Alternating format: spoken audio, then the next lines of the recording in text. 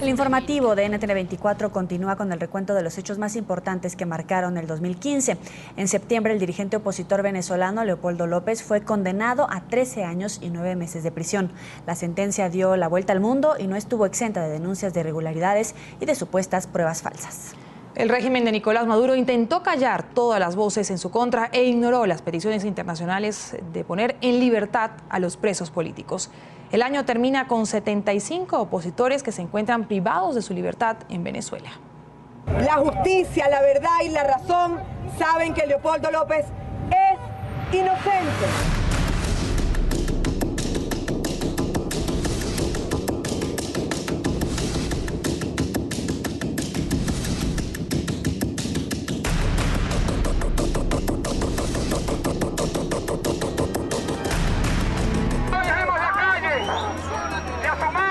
La condena.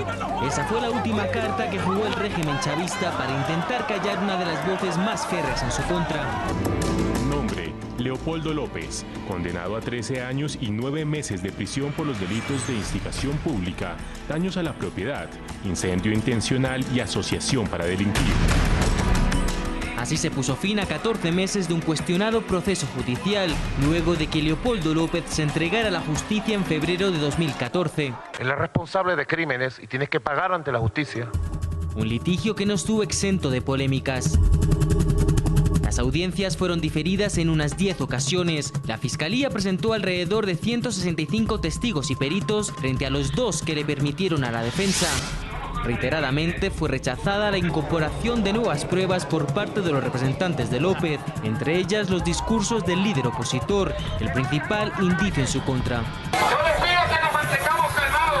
La acusación de manera fraudulenta incorporó pruebas incriminatorias, calificadas de falsas por el fiscal Franklin Nieves, funcionario de confianza de la fiscal general Luisa Ortega, quien hizo estas confesiones tras huir de Venezuela. El dolor y la impresión que me daba. Cómo se amañaron esas pruebas para vincular a Leopoldo López con el supuesto incendio al Ministerio Público. La magistrada del caso fue Susana Barreiros.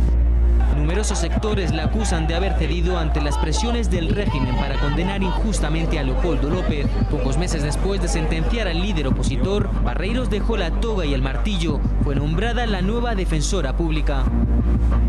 El juicio tiene que ser secreto. Es un juicio político y que se evidencia con toda la caracterización que ha tenido.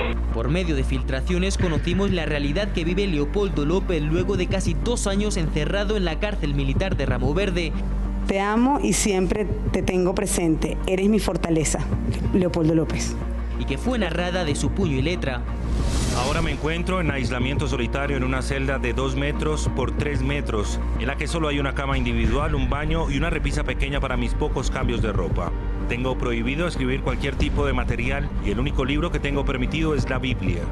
Yo le voy a pasar aquí un video de cuál es la verdadera situación de ese señor en la cárcel de Ramo Verde. Leopoldo López está solo en una torre blanca. Yo le llamo la torre blanca de la dictadura de Maduro. Si ellos dicen que está bien, como dice Diosdado, dejen entrar a la Cruz Roja Internacional. Daniel Ceballos y yo hemos tomado la decisión de iniciar el día de hoy una huelga de hambre con un petitorio muy concreto: la liberación de los presos políticos, el cese de la persecución, la represión y la censura, que se fije definitivamente la fecha para las elecciones parlamentarias y cuente con la observación electoral de la OEA y de la Unión Europea. López abandonó primero la huelga, luego lo hizo Daniel Ceballos, exalcalde de San Cristóbal, detenido en marzo del 2014 por los delitos de rebelión y asociación criminal.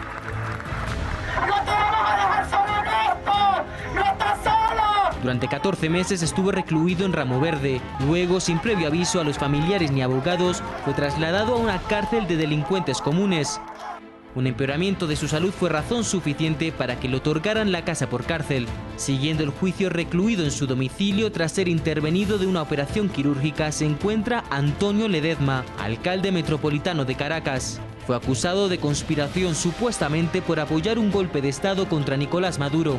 La decena de casos de opresión por parte del régimen chavista llegó a oídos de la comunidad internacional. El buzón de Miraflores, Palacio de Gobierno de Venezuela, se llenó de cartas y declaraciones exigiendo la liberación de los presos políticos y que se verifique la independencia de los poderes. Así lo hicieron 25 expresidentes iberoamericanos por medio de la Declaración de Panamá, el Club de Madrid, la OEA, Naciones Unidas, la Unión Europea, la Comisión Interamericana de Derechos Humanos y gobiernos como el de Estados Unidos, España y el nuevo presidente de Argentina, Mauricio Macri. Los expresidentes Andrés Pastrana de Colombia, Jorge Quiroga de Bolivia y Felipe González de España se convirtieron en el reflejo del apoyo internacional y en más de una ocasión viajaron a Venezuela. Venimos a expresarles nuestra solidaridad. Hoy 2 presidentes vagos estamos aquí en Venezuela. A la mayoría de estas peticiones el chavismo respondió de la misma manera. No acepto intervencionismo en Venezuela. No se mete en la patria de Bolívar.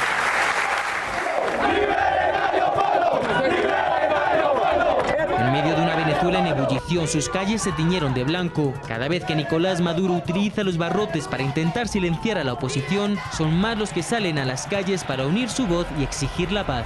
El régimen no